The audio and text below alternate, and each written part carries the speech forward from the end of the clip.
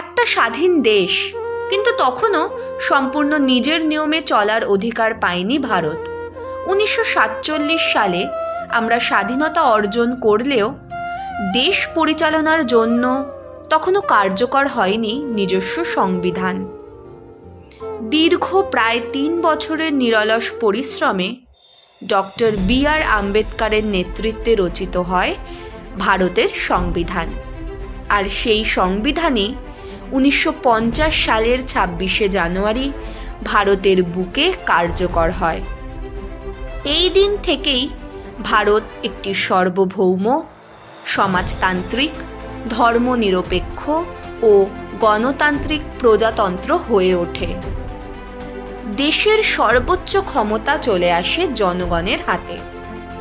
এই ঐতিহাসিক মুহূর্তকে স্মরণ করতেই প্রতি বছর 26শে জানুয়ারি আমরা পালন করি প্রজাতন্ত্র দিবস। এই দিন আমাদের মনে করিয়ে দেয় আমাদের অধিকার, আমাদের কর্তব্য এবং সংবিধানের প্রতি আমাদের দায়িত্ব।